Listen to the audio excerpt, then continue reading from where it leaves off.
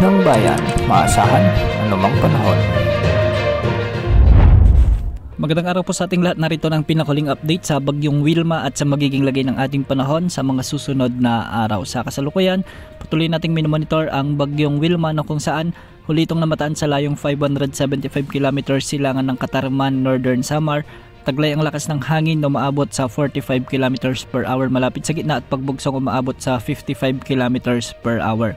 Sa kasalukuyan ay kumikilos ito ng pakanluran, timog kanluran sa bilis na 10 km per hour at meron itong lawak na umaabot sa 220 km mula sa gitna. Nakataas na ang tropical cyclone wind signal number 1 sa may Northern Samar, Eastern Samar, Biliran, Leyte, Southern Leyte, ang northern portion ng Cebu, ang southern portion ng mainland Masbate, kasama na ang Bantayan at Camotes Islands at ang eastern portion at central portion ng Bohol. Pinag-iingat natin ang mga lugar na ito dahil posibleng makaranas ang mga lugar na ito ng mga malalakas na pag-ulan at pagbugso ng hangin. Signal number 1 din sa may Surigao del Norte kasama na ang Siargao at Bukas Grande Island sa may Dinagat Islands, ang northern portion ng Surigao del Sur at ang northern portion ng Agusan del Norte. Mag-ingat po sa banta ng mga pagbaha at pagguho ng lupa. Base sa latest forecast track ng Pag-asa, mapapanatili ng bagyo ang kanyang lakas bilang tropical depression hanggang sa mga susunod na araw habang tinatawid nito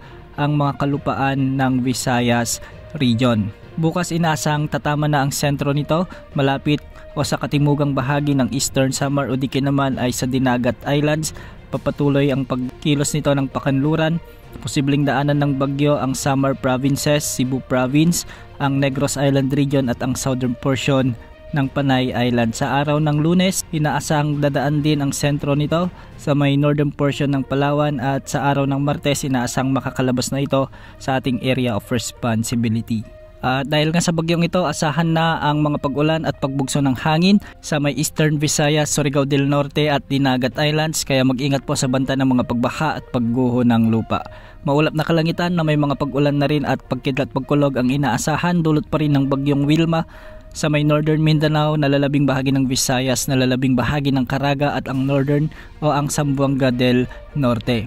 Samantala dahil naman sa shear line, magdadala rin ito ng maulap na kalangitan na may mga kalat-kalat na pagulan at pagkidlat pagkulog sa Bicol region at Romblon. Amihan naman ang magdadala ng maulap na kalangitan na may mga pag-ulan sa may Cagayan Valley, Cordillera Administrative Region, ang nalalabing bahagi ng Mimaropa sa may Aurora at Quezon Province. Bahagyang maulap hanggang sa maulap din ang mga kalangitan na may mga mahihinang pag-ulan dulot pa rin ng amihan sa Metro Manila at nalalabing bahagi ng Luzon. Sa nalalabing bahagi ng Mindanao, localized thunderstorms ang inaasahang weather system na makakaapekto sa lugar dito.